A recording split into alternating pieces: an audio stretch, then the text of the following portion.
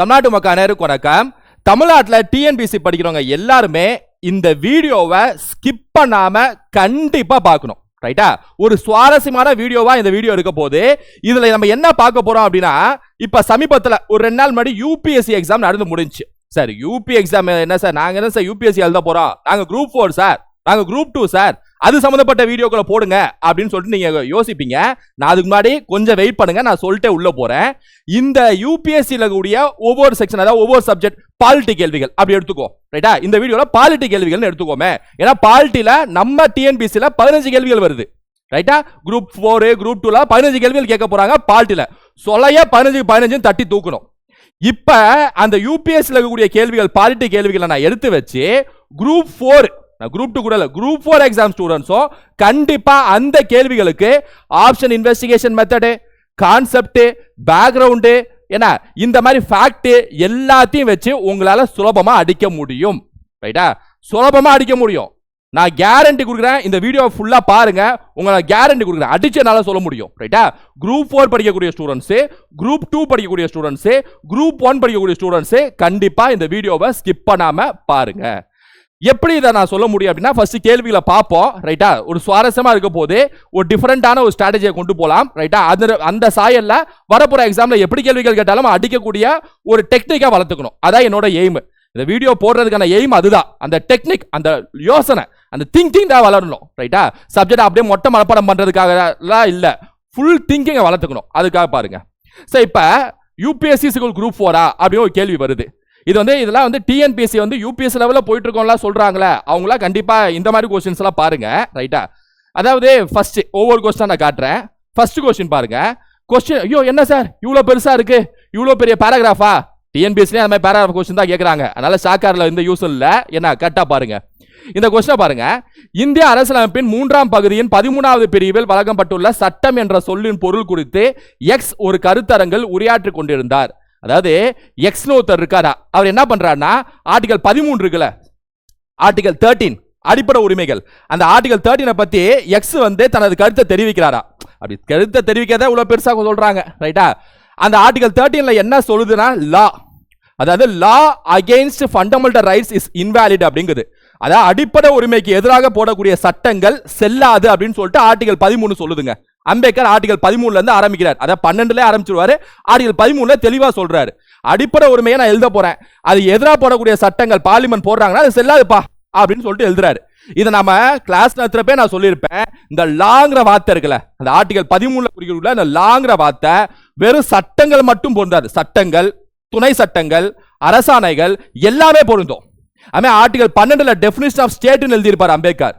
Article 12ல definition of state அப்படின்னு சொல்லிட்டு எழுதியிருப்பார். அந்த ஸ்டேட் இருக்குல்ல, அந்த ஸ்டேட்டுக்குள்ளேயும் என்ன பொருந்தும் அப்படின்னா ஸ்டேட் கவர்மெண்ட் பொருந்தும், பஞ்சாயத்து பொருந்தும், முனிசிபாலிட்டி பொருந்தும், அனைத்து அரசு நிறுவனங்கள் பொருந்தும், அரசு சார் நடத்தக்கூடிய நிறுவன, தனியார் அரசு சார் நடத்தக்கூடிய நிறுவனங்கள் பொருந்தும். இது மாதிரி எல்லாமே பொருந்தும். தனியார் பொருந்தாது, அரசு சார்ந்த எல்லா துறைகளும் பொருந்தும் ஆர்டிகல் 12ல. ஆர்டிகல் 13ல லான்னு சொல்லுவாரு.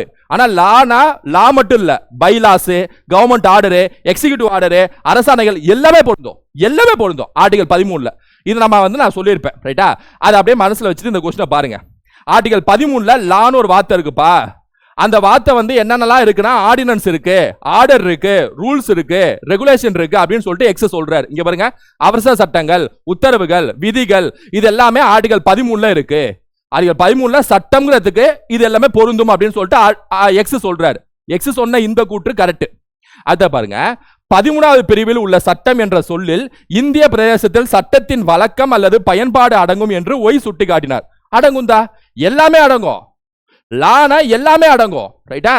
அப்ப சட்டத்தின் வழக்கம் அடங்கும், பயன்பாடு அடங்கும் அப்படின்னு சொல்லிட்டு இன்னொருத்தர் சொல்றாரு, ஒய்ங்கிறவர் சொல்றாரு. எப்ப ஆர்டிகல் 13ல எக்ஸ் நீ சொல்ற மாதிரி சட்டங்கள், அரசாணைகள் அது மட்டும் இல்ல, நான் சொல்றேன் பாரு எக்ஸ்ட்ரா அப்படின்னு சொல்லிட்டு இந்திய பிரதேசத்தின் அரசியலமைப்பு சட்டத்தின் வழக்கம் மற்றும் பயன்பாடு அடங்கும்பான்னு சொல்லிட்டு ஒய் சொல்றாரு.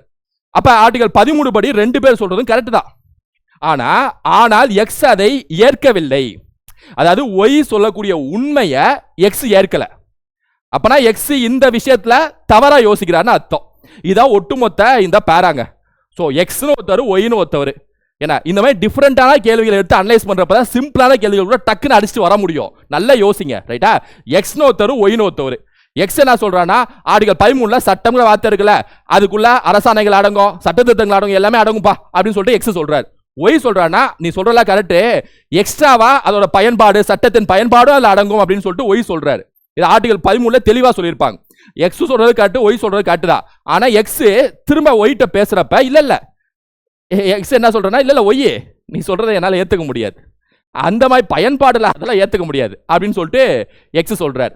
இப்ப இந்த ரெண்டுல பொறுத்த வரைக்கும் எக்ஸ் தனிப்பட்ட முறையில் சொன்னது உண்மை, ஒய் தனிப்பட்ட முறையில் சொன்னது உண்மை. ஆனா ஒய் சொன்னதை எக்ஸ் ஏற்கவில்லைனால எக்ஸ் என்ன இந்த அதாவது ஒய் சொல்றதை ஏற்கல அப்படிங்கிறப்ப எக்ஸ் வந்து டோட்டல் இந்த ஒட்டுமொத்த பேராகிராஃப் படிக்கிறப்ப எக்ஸ் சொன்னது உண்மை இல்லை, அதாவது பொய்ங்கிற மாதிரி தெரியுது கடைசி இதை படிக்கிறப்ப. அதாவது பொய்னா என்னது அவருக்கு தெரியல, இல்லைன்னா ஒய் சொல்றதை ஏற்க மறுக்கிறார் அப்படின்னு தெரியுது. இவ்வளவுதான் இந்த பேரா, ரைட்டா? இப்ப அந்த இதை பாருங்க, கீழே ஆப்ஷன்ஸை பாருங்க. X is the correct in the interpretation of law including the view on non inclusion of customs. அதாவது மேல ஒய் சொன்னார்ல அந்த வழக்கம் பழக்கம், சட்டத்தின் வழக்கம் பழக்கங்களும் சட்டத்தில் பொருந்தும் அப்படின்னு சொல்லிட்டு ஒய் சொன்னார்ல, அந்த ஒய் சொன்னதை ரைட்டா எக்ஸ் வந்து ஏத்துக்கிறார். அதாவது வழக்கத்தை உள்ளடக்காதது குறித்து பார்வை உட்பட சட்ட வழக்கத்தில் எக்ஸ் சரியானது அப்படின்னு சொல்லிட்டு ஃபர்ஸ்ட் ஸ்டேட்மெண்ட் சொல்றாங்க. தவறு தவறு, ரைட்டா? ஏன்னா ஒய் சொன்னது உண்மை, அப்ப ஃபர்ஸ்ட் ஸ்டேட்மெண்ட் வந்து தப்புன்னு வந்துடும். Second, the view of why that law includes custom is not correct. இதுவும் தவறு. கரெக்ட், ரைட்டா? லால எல்லாமே வந்துருங்க, எல்லாமே வந்துரும். the views of both x and y are correct. views னு வருது, viewsனா ரெண்டு பேரோட ஃபுல்லா அந்த கான்வர்சேஷன் முடிகிற வரைக்குமே எக்ஸ் சொன்னதும் ஒய் சொன்னதும் முழுமையாக கரெக்ட் அப்படின்னு சொல்றாங்க. தப்பு, ரைட்டா? ஏன்னா எக்ஸ் அதை ஏத்துக்கல, ஒய் சொன்ன உண்மையை ஏத்துக்கல, அப்ப இது தப்பு. The view of only y is correct. y பற்றிய பார்வை மட்டுமே சரியானது தான் இந்த 4 ஸ்டேட்மெண்ட்ல கரெக்டா 100% கரெக்டான ஸ்டேட்மெண்ட். அப்ப option D is the answer, ரைட்டா? Option D is the answer. எப்படி பார்த்தாலும் ஆப்ஷன் இன்வெஸ்டிகேஷன் மெத்தட் படியும் பார்த்தீங்கன்னா, ஆப்ஷன் எலிமினேஷன் மெத்தட் படி பார்த்தீங்கன்னா, ஒரு உண்மையை ஒரு அரசாங்கம் பத்தி ஒரு உண்மையை சட்டத்தை பத்தி சொல்றாங்க அப்படின்னா எப்பவுமே ஒரு பாசிட்டிவ் ஸ்டேட்மெண்ட் ஆன்சரா தான் இருக்கும். அப்படி வைக்கிறப்ப எக்ஸ் சொன்ன விஷயங்களும் ஒரு பாசிட்டிவ் ஸ்டேட்மெண்ட் ஆகக்கூடிய விஷயங்கள் தான் லாவை பற்றி, ஒய் சொன்ன விஷயங்களும் சட்டத்தின் பயன்பாடுங்கிறதும் அந்த சட்டத்தின் பயன்பாடுங்கிறதும் அந்த லாக்குள்ள தான் வரும். அப்ப ரெண்டு பாசிட்டிவ் ஸ்டேட்மெண்ட் இருக்கு, ஆனா எக்ஸ் ஒய் சொல்ற பாசிட்டிவ் ஸ்டேட்மெண்ட்ல முரண்படுறார், அதாவது ஒய்க்கு தெரியலையோ இல்லாத மறுக்கிறார். அப்படிங்கிறப்ப டோட்டலா பாக்குறப்ப எக்ஸ் சொன்னது தவறாகவும், டோட்டலா பாக்குறப்ப ஒய் சொன்னது அதை மட்டும் தனி பாக்குறப்ப அதாவது கரெக்ட்ங்கிற மாதிரி தான் உங்களுக்கு வருது இந்த ஹோல் பேரால, ரைட்டா? இன்ட்ரெஸ்டிங்கான क्वेश्चन. ஆன்சர் வந்து ஒய் பற்றிய பார்வை மட்டுமே சரியானது அப்படின்னு சொல்லிட்டு தான் ஆன்சர் இருக்கும், ரைட்டா? Option D. யூபிஎஸ்சி அதான் சொல்லுவாங்க, ரைட்டா? இது ஒரு क्वेश्चन. ரெண்டாவது क्वेश्चन பாருங்க. இந்திய அரசியலமைப்பு சட்டத்தை பொறுத்த பின்வரும் கூற்றுகளில் கருத்தை கொள்க. Consider the following statements reference to the constitution of India. இந்திய அரசியலமைப்பு சட்டம் அதிகாரப்பூர்வமாக இந்திய அரசியலமைப்பு சட்டம் என்று அழைக்கப்படும் என குறிப்பிடும் எந்த ஒரு சரத்தும் இந்திய அரசியலமைப்பு சட்டத்தில் இல்லை. இங்க பாருங்களேன், there is no article in the Constitution of India that specifies that the Constitution of India will be officially called the Constitution of India. Indian கான்ஸ்டிடியூஷன்ல நிறைய ஆர்டிகல்ஸ் இருக்கு. என்ன சொல்றாங்கன்னா, இந்தியன் கான்ஸ்டிடியூஷன் இருக்கக்கூடிய எல்லா ஆர்டிகல்ஸ்லயும் எந்த ஒரு ஆர்டிகல்லையும் இதுதான் இந்தியன் கான்ஸ்டிடியூஷன் அப்படின்னு சொல்லிட்டு எந்த ஆர்டிகலும் இல்ல. இந்தியன் கான்ஸ்டிடியூஷன்ல தான் ஆர்டிகல்ஸ் இருக்கு, அதுல எந்த ஒரு ஆர்டிகலும் இந்தியன் கான்ஸ்டிடியூஷன் குறிப்பே இல்ல அப்படின்னு சொல்லிட்டு சொல்றாங்க. First statement. Option elimination method படி நான் சொன்ன விஷயம்லாம் கணக்கில் வச்சு பார்த்தீங்கன்னா எப்போவுமே நெகட்டிவ் ஸ்டேட்மெண்ட் மேக்ஸிமம் ஆன்சரா இருக்காது, ரைட்டா? அது எப்படி யோசிச்சு பாருங்களேன். ஒரு இந்தியன் கான்ஸ்டிடியூஷன் புக்கை எழுதக்கூடிய ஒரு Ambedkar, doctor B R Ambedkar அவர்கள் அந்த புக்கில் இதா இந்தியன் கான்ஸ்டிடியூஷன், இதா இந்தியாங்கிறாரு, இதா இந்தியா ஒன்றிய இந்தியாங்கிறாரு, மாநிலங்கள் இதாங்கிறாரு, எல்லாத்துக்கும் டெஃபினிஷன் கொடுக்குறவரு இதான் இந்தியன் கான்ஸ்டிடியூஷன் அப்படின்னு ஒரு டைட்டில கொடுக்காமையா இருப்பார், கொடுக்காமையா இருப்பார். பாசிட்டிவ் ஸ்டேட்மெண்ட் ஆன்சரா இருக்கும், நெகட்டிவ் ஸ்டேட்மெண்ட் ஆன்சரா இருக்காது. தேர் இஸ் நோ ஆர்டிகல்ங்கிறாங்க. அப்ப ஆப்ஷன் எலிமினேஷன் மெத்தட் படியும் பாத்தீங்கன்னா இது தப்பு தான். கம்பல்சரி ஒரு ஆர்டிகல் இருக்கும், அது ஆர்டிகல் என்னங்கிறத நான் சொல்லிடுறேன். ஆர்டிகல் 393 கான்ஸ்டிடியூஷன் ஆஃப் இந்தியா அப்படின்னு சொல்லக்கூடிய அந்த டைட்டில் கொடுக்கக்கூடிய ஆர்டிகல் கான்ஸ்டிடியூஷன் புக்ல இருக்கு, ஆர்டிகல்ஸ்ல இருக்கு 393, ரைட்டா? ஸோ அதையும் நான் சொல்லிடுறேன். இந்த ஆப்ஷன் எலிமினேஷன் படி பார்த்தீங்கன்னா நெகட்டிவ் ஸ்டேட்மெண்ட் எப்பவுமே ஆன்சர் ஆகாது, நோன்னு சொல்றாங்க. அதுமாதிரி தேர் இஸ் நோ ஆர்டிகல், திரும்பவும் நோ வருது. பார்ப்போம். இந்த constitution of India that specifies that Indian independence act 1947, அதாவது இந்திய சுதந்திர சட்டம் 1947 மற்றும் இந்திய அரசு சட்டம் 1935 ஆகியவை ரத்து செய்யப்பட்டன என்று குறிப்பிடும் எந்த பிரிவும் இந்திய அரசியலமைப்பு இல்லை அப்படிங்கிறாங்க. இங்கேயும் நெகட்டிவ் ஸ்டேட்மெண்ட், இது எப்படி தப்புன்னு அதே மாதிரி தான் இதுவும் தப்பா வரும். நெகட்டிவ் ஸ்டேட்மெண்ட் எப்பவுமே தப்பா இருக்குங்கிற மாதிரி தான் ஆப்ஷன் எலிமினேஷன் ட்ரிக்ஸ்ல சொல்லியிருப்பேன். இருந்தாலும் நம்ம பார்ப்போம். அதாவது Indian government act 1935, India independence act சுதந்திர சட்டம் 1947, இந்த ரெண்டு சட்டமும் நீக்கப்பட்டது இல்ல நீக்கணும் அப்படின்னு சொல்லி கான்ஸ்டிடியூஷன்ல எந்த ஆர்டிகலும் இல்ல அப்படிங்கிறாங்க. கான்ஸ்டிடியூஷன்ல எந்த ஆர்டிகலும் அது இல்ல அப்படின்னா அந்த ரெண்டு சட்டங்கள் முக்கியமான சட்டம், பிரதான சட்டம், அதுல இருந்தா எல்லாத்தையும் எடுத்து கான்ஸ்டிடியூஷன்ல அம்பேத்கர் எழுதியிருக்காரு. டாக்டர் பி ஆர் அம்பேத்கர் அதுல இருந்தா எடுத்து எழுதியிருக்காரு.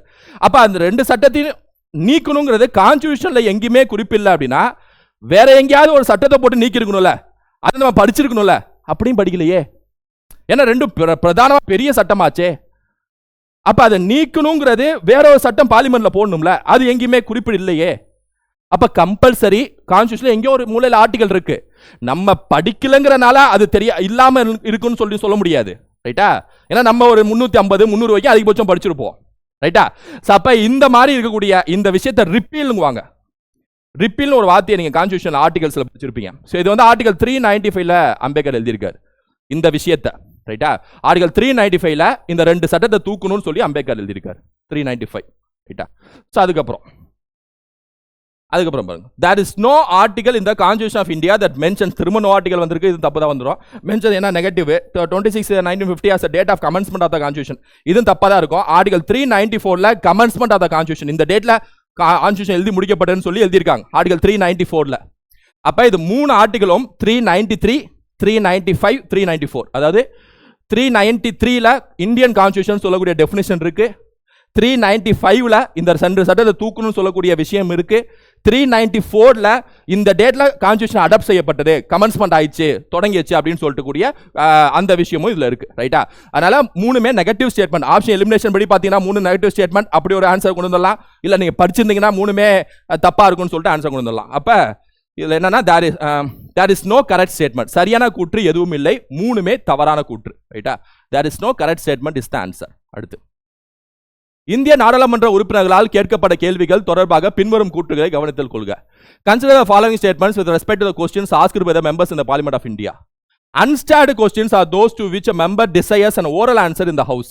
மறைமுக கேள்வி என்பவை ஒரு உறுப்பினர் சபையில் வாய்மொழி பதிலை விரும்பும் கேள்வியாகும். அதாவது பார்லிமெண்ட் இதுல படிச்சிருப்போம், ஸ்டாட் கொஸ்டின், அன்ஸ்டாட் கொஸ்டின்.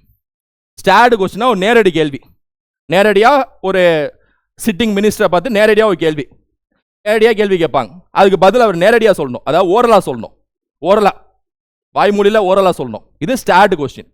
அன்ஸ்டாட் கொஸ்டின் அப்படின்னா என்ன அப்படின்னா கேள்வியை வந்து மறைமுகமா, அதாவது ரிட்டன் ஆன்சர் எனக்கு வேணும், கேள்வி கேட்கிறேன், அதுக்கு நீங்க ரிட்டன் ஆன்சரா எனக்கு கொடுங்க, சப்போர்ட்டிங் டாக்குமெண்டோட ரிட்டன் ப்ரூஃப், ரிட்டன் ஆன்சரா கொடுங்க அப்படிங்கிறது அன்ஸ்டாட் கொஸ்டின்ஸ், ரைட்டா? அதாவது அன்ஸ்டாட் கொஸ்டின் ஒருத்தவங்க கேட்கறாங்க அப்படின்னா பார்லிமெண்ட்டுக்குள்ள, நாடாளுமன்றத்துக்குள்ளேயோ சட்டமன்றத்துக்குள்ளேயோ ஒரு அன்ஸ்டாட் கொஸ்டின் கேட்கறாங்க, மறைமுக கேள்வி கேட்கறாங்கன்னா அவங்க எக்ஸ்பெக்ட் பண்ணக்கூடிய ஆன்சர் ரிட்டனா இருக்கக்கூடிய ஆன்சரா இருக்கும். ஸ்டாட் கொஸ்டின் கேட்கறாங்கன்னா ஒரு நபர், எதிர்கட்சி நபர், அவங்க எக்ஸ்பெக்ட் பண்ணக்கூடிய ஆன்சர், மினிஸ்டர் இருந்து வரக்கூடிய ஆன்சர் ஓரலா இருக்கக்கூடிய ஆன்சரா இருக்கணும், ரைட்டா? இதுதான் கேள்வி கேட்கறாங்க. இப்போ unstarred questions are those which member desires an oral answerங்கிறது தப்பு. அன்ஸ்டாட் கொஸ்டினுக்கு ரிட்டன் ஆன்சர் எதிர்பார்ப்பாங்க, ஸ்டாட் கொஸ்டினுக்கு தான் ஓரல் ஆன்சர் எதிர்பார்ப்பாங்க. நான் இதுக்கு ரிட்டன் ஆன்சர்னு சொல்லியிருக்காங்க. அதாவது மறைமுக கேள்வி என்பவை ஒரு உறுப்பினர் சபையில் வாய்மொழி பதிலை, மறைமுக கேள்விகளுக்கு வந்து எழுத்துப்பூர்வமான பதிலை தான் விரும்புவார். அதுமாதிரி நேரடி கேள்விகளுக்கு தான் வாய்மொழி பதிலை விரும்புவார். மாற்றி கொடுத்துருக்காங்க, யோசிச்சாலே கிடைக்கும், ரைட்டா? அதனால ரெண்டு ஸ்டேட்மெண்ட்மே தப்பு. எது கரெக்ட் தான் கேட்கறேன், அந்த ரெண்டு ஸ்டேட்மெண்ட் தப்பு. No supplementary question can be asked on unstarred question. மறைமுக கேள்விகளுக்கு துணை கேள்வி எதுவும் கேட்க முடியாது. ஆமா, ரிட்டன் ஆன்சரா கொடுத்ததுக்கு அப்புறம் துணை கேள்வி கேட்க முடியாது. ஓரா சொன்னா இருங்க என்ன சொல்றீங்க அப்படின்னு சொல்லிட்டு துணை கேள்வி, இன்னொரு துணை கேள்வி அடிக்கிட்டே போலாம், ரைட்டா? ஆனா ரிட்டனா கொடுக்கக்கூடிய ஆன்சரை எதிர்பார்க்கக்கூடிய நபருக்கு துணை கேள்வி இருக்காது. அப்ப மறைமுக கேள்விக்கு துணை கேள்விக்கு எதுவும் கேட்க முடியாது. No supplementary question can be asked on unstarred question correct தான், ரைட்டா? ஓரளவுக்கு பார்லிமெண்ட்ல இந்த மாதிரி கேள்விகள் சம்பந்தப்பட்ட விஷயம் படிச்சிருந்தீங்கன்னா கண்டிப்பா இந்த கொஸ்டினுக்கு ஆன்சர் அடிக்கலாம். முதல் ரெண்டும் தப்பு, மூணாவது கரெக்ட்னு சொல்லிட்டு, ரைட்டா? அப்படி பாத்தீங்க அப்படின்னா முதல் ரெண்டும் தப்பு, மூணாவது கரெக்ட் அப்படின்னு சொல்லக்கூடிய அந்த விஷயத்தை பாத்தீங்க அப்படின்னா இதுல எங்க கரெக்டா உங்களுக்கு இருக்கும் அப்படின்னா 3 கூற்றுகளும் சரியானவை தப்பு, ஏன்னா முதல் ரெண்டும் தப்பாயிடுச்சு. 2 சரியான கூற்றுகள் அதுவும் தப்பு, ஏன்னா ஒரு கூற்று தான் சரியா இருக்கு. ஒரே ஒரு சரியான கூற்று மட்டுமே உள்ளதுதான் கரெக்ட். ஒன்லி 1 ஒன்லி 2 அப்படி கொடுக்கல. அதாவது நம்ம ஆப்ஷன் எலிமினேஷன் மெத்தட் யூஸ் பண்ண வைக்காம போறாங்களா, அந்த மாதிரி பண்றாங்க. ஏன்னா சரியான கூற்று எதுவும் இல்லைன்னு சொல்ல முடியாது, ஏன்னா மூணாவது கூற்று சரியானது. அதனால இதுக்கு வந்து option C is the answer. அடுத்த கேள்வி போலாம். இந்தியாவில் பட்டியல் சாதியினர் மற்றும் பட்டியல் பழங்குடியினர் தொடர்பான சட்ட விதிகள் குறித்த பின்வரும் கூற்றுகளை கவனத்தில் கொள்வோம். அசாம், மேகாலயா, திரிபுரா மற்றும் மிசோரம் மாநிலங்களில் உள்ள பழங்குடியினர் பகுதிகளில் நிர்வாகம் தொடர்பான விதிகள் இந்திய அரசியலமைப்பின் 5வது அட்டவணையில் கொடுக்கப்பட்டுள்ளன. ATMM 6வது அட்டவணை. ரைட்டா? 5th ஷெட்யூல் காமனா பேசும், 6th ஷெட்யூல் குறிப்பிட்ட 4 மாநிலங்களை பேசும் சொல்லியிருப்பேன். ரைட்டா? ஸோ அப்போ அசாம், மேகாலயா, திரிபுரா, மிசோரம்ங்கிறது 5ஆம் அட்டவணையில், இது 6ஆம் அட்டவணை, ரொம்ப பேசிக். ரைட்டா? ஸோ அதனால இது தப்பு. இந்தியாவில் சில பழங்குடியினர் குறிப்பிட்ட வருமானங்களுக்கு வருமான வரி செலுத்துவதிலிருந்து விலக்கு பெற தகுதி உடையவர்கள். இப்ப இந்த ஸ்டேட்மெண்ட் உங்களுக்கு தெரியலன்னு வச்சுக்குவோம். ரைட்டா? டவுட் இருக்குன்னு வச்சுக்கோ. இருந்தாலும் சில பழங்குடியினர் எங்கெல்லாம் நோ நோ நோனா அது நெகட்டிவ் ஆயிடும், அது கண்டிப்பா ஆன்சரா இருக்க பெரும்பாலும் வாய்ப்பு இல்லை. இல்லைன்னா எங்களா ஆல் எல்லாமே எல்லாமே எல்லாமே நாங்களா ஆளார் அப்படின்னாங்களா, அங்கேயும் ஒரு சந்தேகம் நமக்கு வரணும். அது என்னடா எல்லாமே அப்படிங்கிறப்ப அதுவும் ஆன்சரா இருக்க வாய்ப்பு இல்லை. ரைட்டா? எங்களா மட்டும் ஒன்லிங்கிறாங்களோ அதுவும் ஆன்சரா இருக்க வாய்ப்பு இல்லை. ஆப்ஷன் எலிமினேஷன்ல இந்த வார்த்தையெல்லாம் நோட் பண்ணிக்கணும். இல்ல கிடையாது நோ அப்படின்னா மேக்ஸிமம் அது ஆன்சர் இருக்க வாய்ப்பு இல்லை. எல்லாமே ஆன்சர் இருக்க வாய்ப்பு இல்லை, ஒன்லி ஆன்சர் இருக்க வாய்ப்பு இல்லை. ஆனா எங்களா சில அப்படின்னு அவங்க சொல்றாங்களோ அப்ப அது உண்மையா இருக்கிறது அர்த்தம். ஏன்னா அங்கேயே அவங்க கொஸ்டின்ல கரெக்டா கொடுத்துடணும், கரெக்டா அவங்களுக்கு தெளிவுபடுத்தணும் எக்ஸாம் எழுதுறவங்களுக்கு அப்படின்னு சொல்லிட்டு நினைச்சுதான் கொஸ்டின் எடுக்கிறாங்கன்னா அர்த்தம். ஏன்னா இன்வெஸ்டிகேஷன் ஆப்ஷன் எலிமினேஷன் மெத்தட்ல சொல்லியிருப்பேன். ரைட்டா? அது அப்படியே வச்சுக்கோ, அதனால வச்சுக்கிறேன். இருந்தாலும் எனக்கு இது நம்ம பேசிக்கா ஒரு யோசிக்கிறப்ப என்ன இன்கம் டாக்ஸ் கட்டாத மாதிரி இந்தியாவில் ஒருத்தர் இருக்க முடியுமா அப்படின்னு பேசிக்கா யோசிக்கிறப்ப வரலாம். ஆனா சில பழங்குடியினருக்கு வருமான வரி விலக்கு இருக்குன்னு சொல்றாங்க இந்த செகண்ட் ஸ்டேட்மெண்ட். அதான் அர்த்தம். அப்ப எப்படி சார் எல்லா சிட்டிசனும் இன்கம் டாக்ஸ் கட்டிதான் ஆனும் சார், எப்படி சார் இது அப்படிங்கிற ஒரு லாஜிக் வரும். But 5th schedule 6th schedule scheduled areas, tribal areas, அந்த இடத்துல இருக்கவங்களுக்கு ஆளுநர் பிரசிடென்ட்லாம் பாதுகாக்கணும். எந்த பார்லிமெண்ட் போடுற விதிகள்லாம் பிரசிடென்ட் ஆளுநர் நினைச்சா மாத்தலாம் நீக்கலாம் சொல்லி படிச்சிருப்போம். ரைட்டா? அப்ப அவங்களுக்கு ஏன்னா அவங்க ஒரு கல்ச்சர், அவங்களோட அந்த வருமான சிந்தனை எல்லாமே டிஃபரெண்ட் ட்ரைப்ஸ் பழங்குடியினருக்கு. அப்ப அந்த மாதிரி சிந்தனையும் வரும். அப்ப ஓரளவுக்கு இது கரெக்ட் மாதிரியே தோணும் வச்சுக்கோ. இந்திய அரசியலமைப்பு சட்டம் பட்டியல் சாதியினர் மற்றும் பழங்குடியினர் பெண்களுக்கு பஞ்சாயத்துகளில் இடஒதுக்கீடு வழங்குகிறது. Confirm correct, positive statement. ஏன்னா ஆமா, பெண்கள் பட்டியலின சமூகம் பழங்குடியினர் சமூகத்துக்கு பஞ்சாயத்தில் இடஒதுக்கீடு கொடுத்துருக்காங்களே. 73rd amendment act போட்டிருப்பாங்களே 92ல் படிச்சிருப்போமே. ரைட்டா? வரிசையா 2, 4, 3. ரைட். அப்ப நமக்கு ஒன்று கிளியரா தெரியுது. ஃபர்ஸ்ட் ஒன் தப்பு, 3ஆவது one correct, second one doubt அப்படி தெரியுது. ரைட்டா? ஆனா செகண்ட் ஒன் டவுட்டுங்கிறத விட 90% கரெக்ட் மாதிரியே தெரியுது. ஏன்னா சம்முங்கிறாங்க, ஏன்னா ட்ரைப்ஸுங்கிறாங்க 5th schedule 6th schedule. So அப்போ நமக்கு 2 and 3 கரெக்ட் அப்படின்னு வச்சுக்கலாம் ஆன்சர். ஆனால் யூபிஎஸ்சியில் நமக்கு நெகட்டிவ் மார்க் இருக்கு. ரைட்டா? அதனால நம்ம ரிஸ்க் எடுக்கிறதுலாம் ரொம்ப கேர்ஃபுல்லாக எடுக்கணும். ரைட்டா? டிஎன்பிசி மாதிரி இல்லை. ஸோ ஓகே ஓகே, அப்படி பார்க்குறப்ப நமக்கு கொஞ்சம் கரெக்டாக அந்த ரிஸ்க்கை எடுக்கணும். நம்ம ஒரே ஒரு சரியான கூற்று மட்டுமே உள்ளது, 2 சரியான கூற்றுகள் உள்ளன, அவை கூற்று 1 மற்றும் கூற்று 3. 2 சரியான கூற்றுகள் உள்ளன, அவற்றில் கூற்று 2ம் அடங்கும். இதுதான் கரெக்டாக இருக்கும். ரைட்டா? சம் ட்ரைப்ஸ் இந்த கொஸ்டின் இந்த ஆப்ஷனுக்கு இந்த ஆப்ஷன் 50-50. இந்த 2 ஆப்ஷன் தூக்கிடலாம். ஏன்னா 1 தப்பு கண்டிப்பா, 3 கூட்டும் சரியான, 1 தப்பு கண்டிப்பா தப்பு. இந்த 2ல் ஏதாவது ஒன்று சூஸ் பண்ணி ஆகணும்.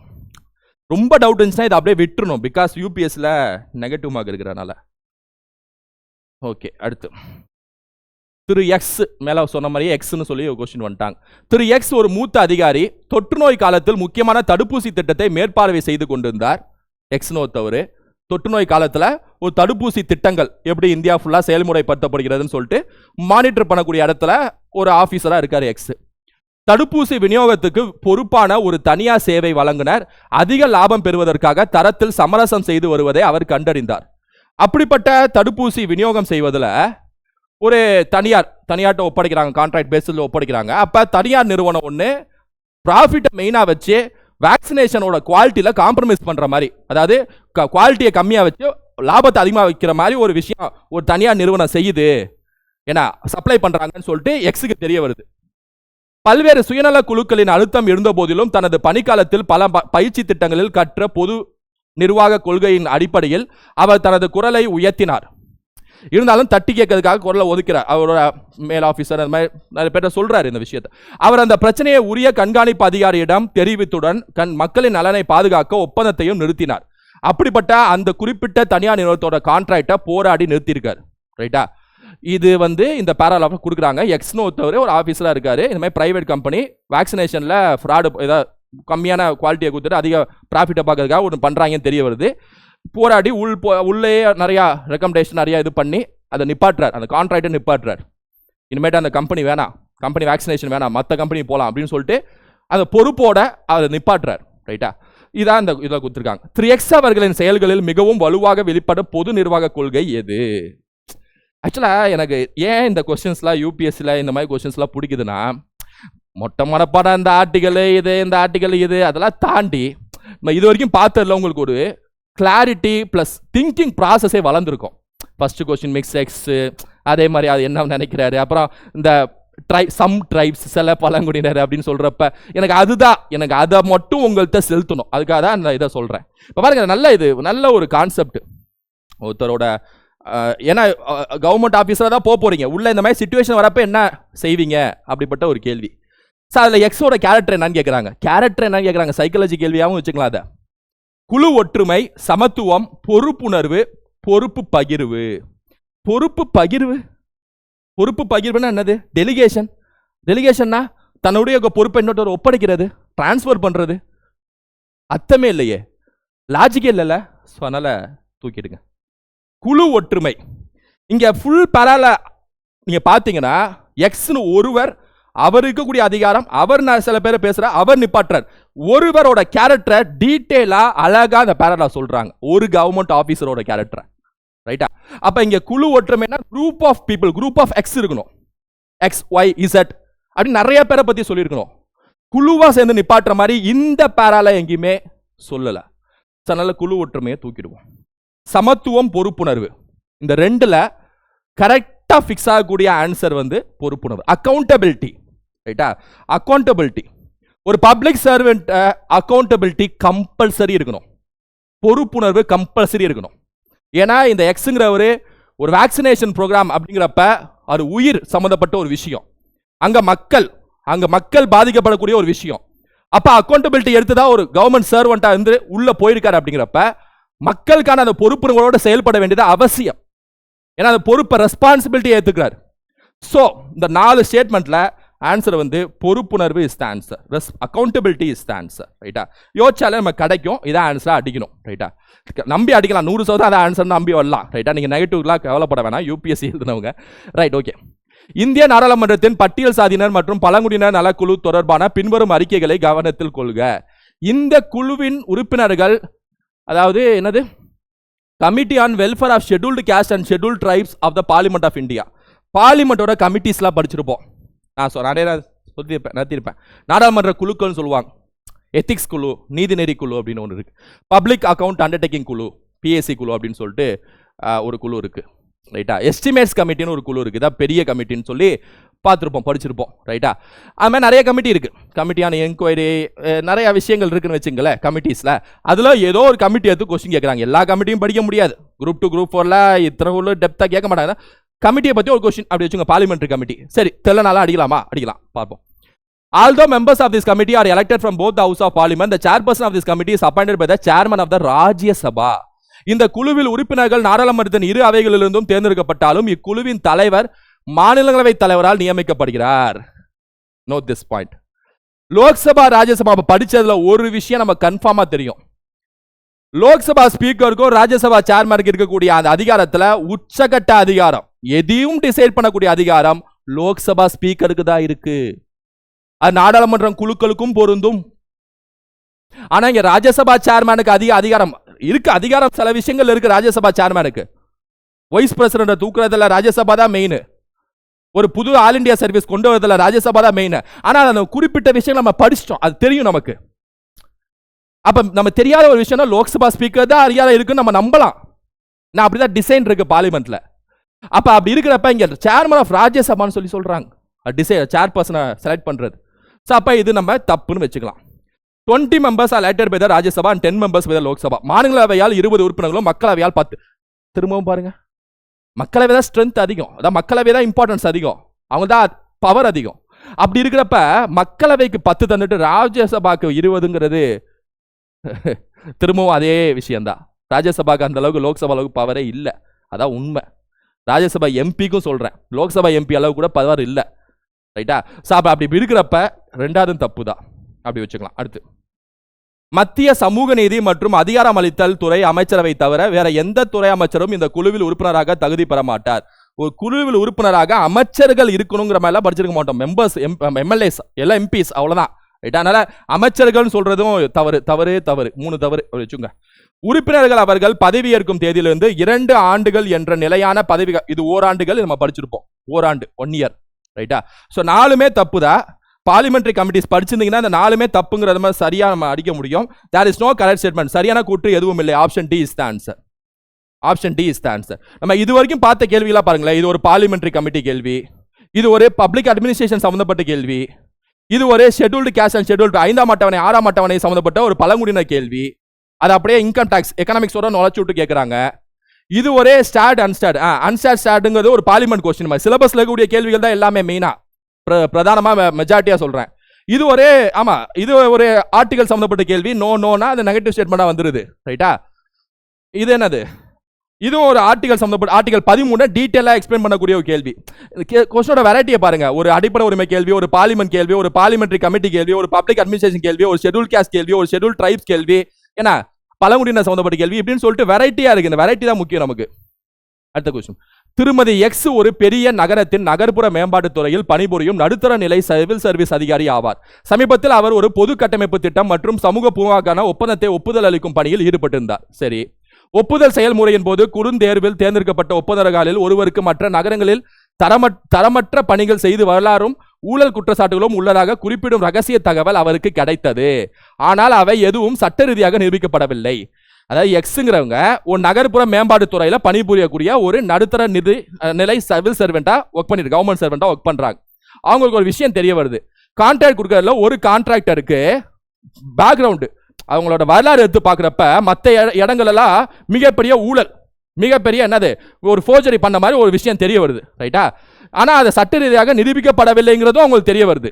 ஆனால் பண்ணியிருக்காங்க, சட்ட ரீதியாக நிரூபிக்கப்படல அப்படிங்கிற ஒரு இன்ஃபர்மேஷன் சீக்கிரட்டாக தெரிய வருது ஒரு கான்ட்ராக்டரை பற்றி. துணைத் தலைவர் திரு ஒய் திருமதி எக்ஸ் ஓகே, துணைத் தலைவர் திரு ஒய்னா இன்னொருத்தவர், துணைத் தலைவர் ஒய்னா இன்னொருத்தர், மேலே பச்சவங்க இன்னொருத்தவங்க எக்ஸ் லேடி, இவங்க அப்படி கொடுத்துருக்காங்க. இந்த பேரல் இந்த தகவலை திட்டக்குழுவிற்கோ அல்லது பொதுமக்களுக்கோ தெரிவிக்க வேண்டாம் என்று அவருக்கு ஆலோசனை வழங்கினார்.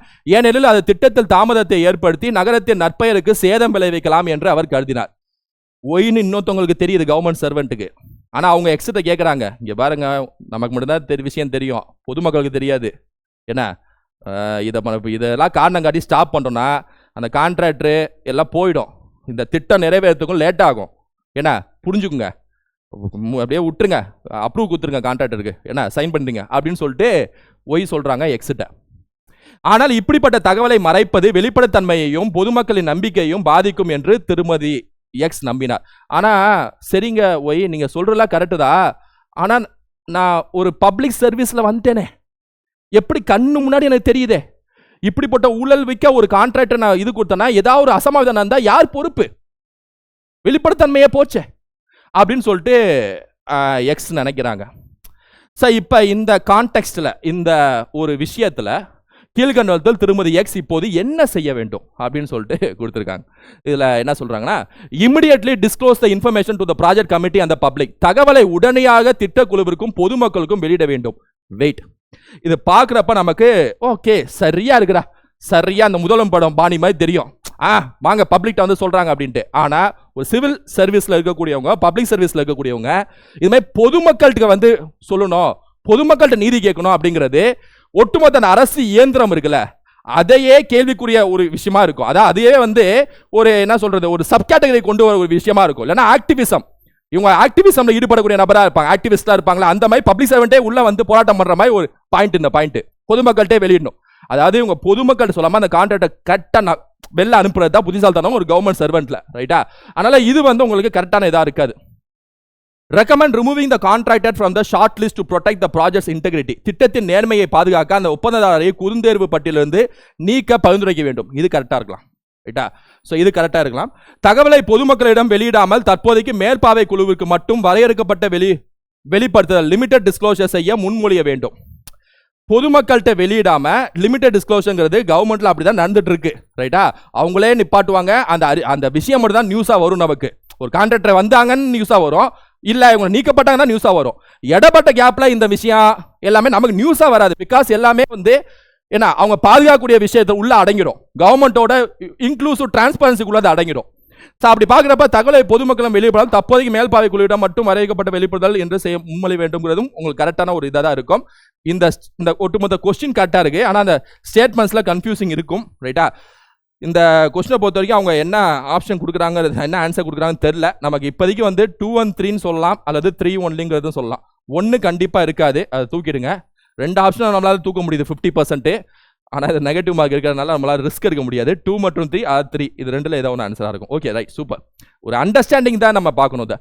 பாரதிய நாகரிக பாதுகாப்பு சட்டம் BNSS 2023 கீழ் 0 FIR கொடுத்த கீழ்கண்ட கூற்றுகளில் எது எவை சரியானது? 0 FIR. FIRனா ஃபர்ஸ்ட் இன்ஃபர்மேஷன் ரிப்போர்ட். ஒரு கிரைம் நடக்குது, ஒரு அஃபென்ஸ் நடக்குது அப்படின்னா அதை நம்ம போலீஸ் FIR போட்டு அந்த அஃபென்ஸ் நடந்த இடம் எல்லாத்தையும் டீட்டெயிலாக விசாரிச்சு அப்புறம் இன்வெஸ்டிகேஷனை ஸ்டார்ட் பண்ணுவாங்க. ஸோ இன்வெஸ்டிகேஷன் ஸ்டார்ட் பண்ணதுக்கான ஒரு ஸ்டார்டிங் ப்ரொசீஜர் FIR. நம்ம எல்லாத்தையும் தெரியும். 0 FIRனா என்ன? அதாவது 0 FIR அப்படிங்கிறது இப்போ BNSS பாரதிய நியாயம் இந்த சட்டம் வந்திருக்குல்ல, இந்த சட்டத்தில் இருக்கக்கூடிய செக்ஷன்ஸ்ல இருக்கக்கூடிய ஒரு விதி தான் இந்த 0 FIR. செக்ஷன் 173 நினைக்கிறேன், ரைட்டா? கரெக்டாக தெரியல, 173 நினைக்கிறேன். இந்த 0 FIRனா என்ன அப்படின்னா, பொதுவாகவே ஒரு அஃபென்ஸ் எந்த ஏரியாவில் நடக்குதோ அது சம்மந்தப்பட்ட போலீஸ் ஸ்டேஷனில் இன்ஃபர்மேஷன் கொடுக்கணும், அவங்க FIR போட்டு இன்வெஸ்டிகேட் ஸ்டார்ட் பண்ணுவாங்க. ஆனால் 0 FIRனா என்னன்னா, சம்பவம் எங்கே நடந்தாலும் எந்த போலீஸ் ஸ்டேஷனில் வேணால் நீங்கள் FIR ஃபைல் பண்ணலாம். அப்படிப்பட்ட ஒரு ஃபெசிலிட்டி அதாவது 0 FIR.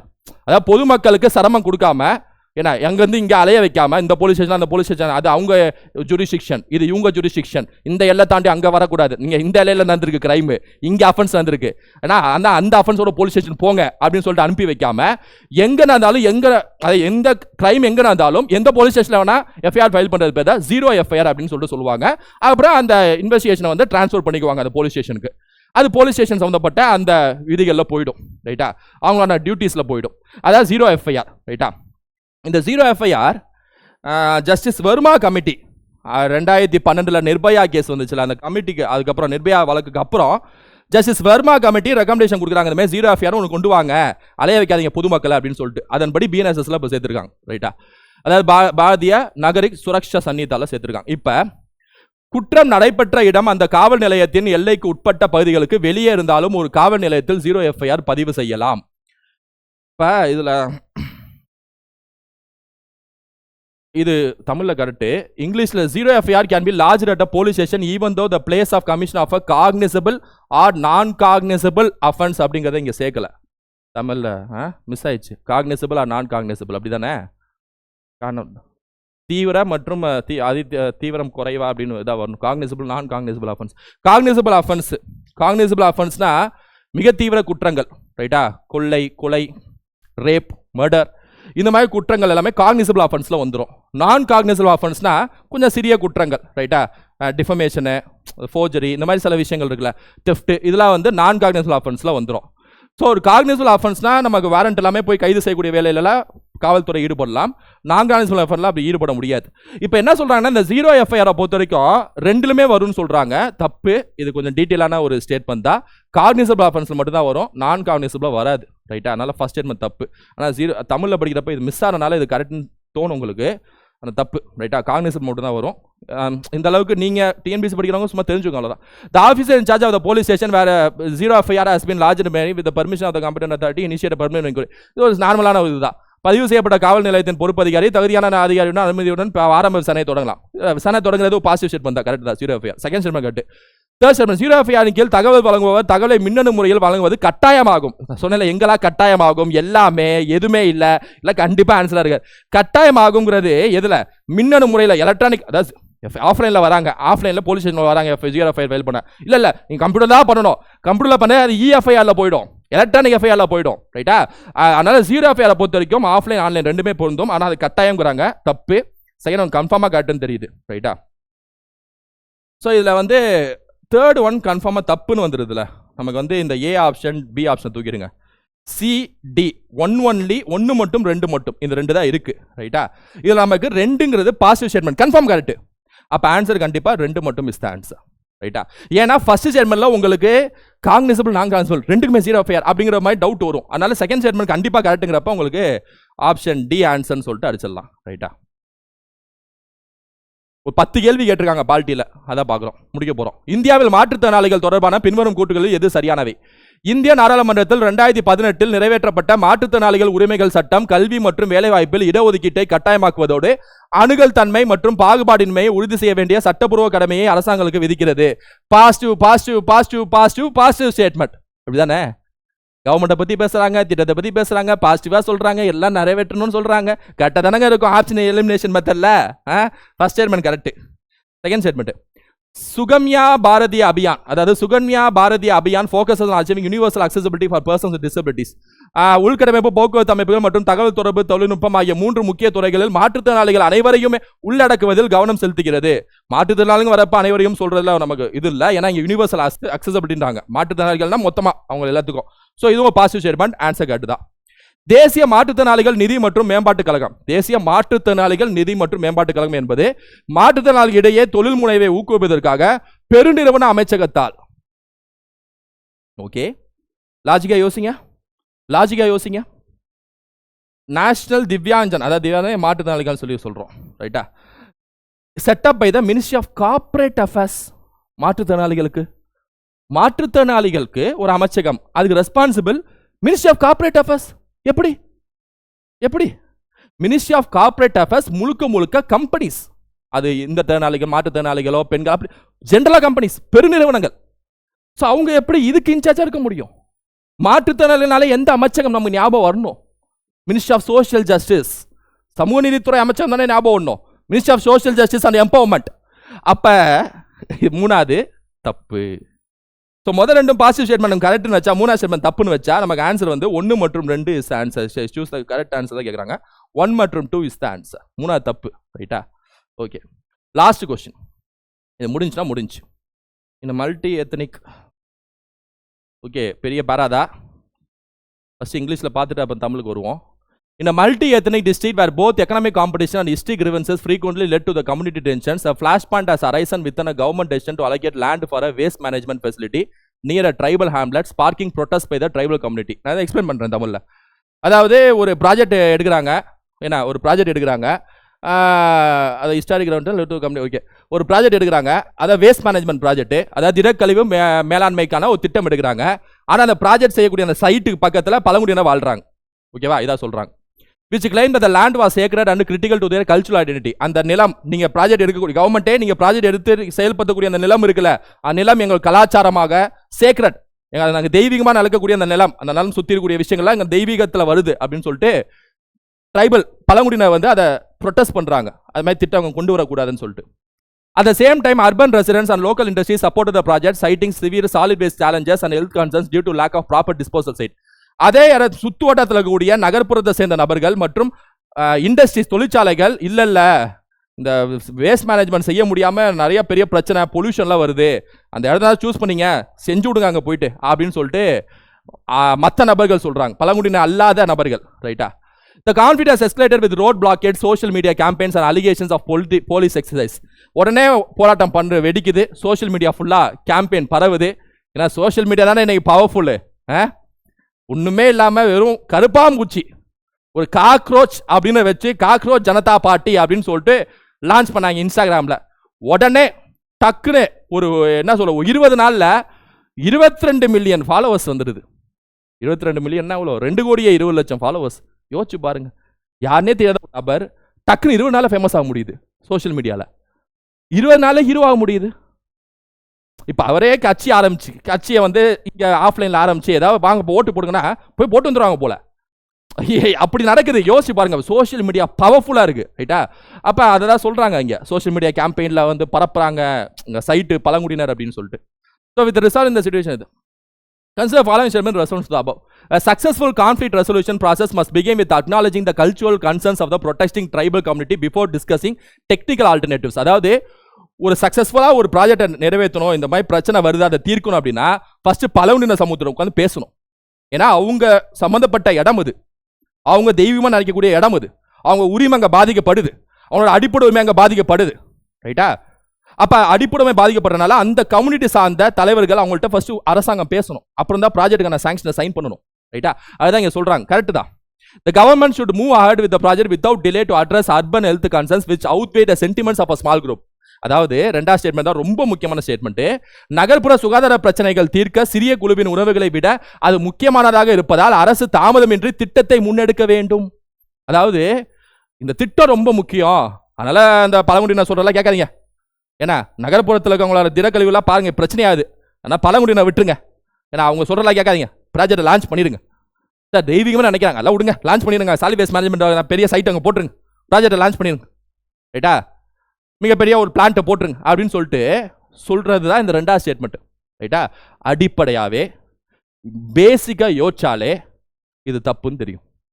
இப்போ இந்த இதெல்லாம் தான் இன்ட்ரெஸ்டிங். நீ மூணாவது நாளை படிக்க தேவையில்ல, இந்த ஆப்ஷனை பாருங்க. ரெண்டாவது தப்பு, கன்ஃபார்ம் தப்பு.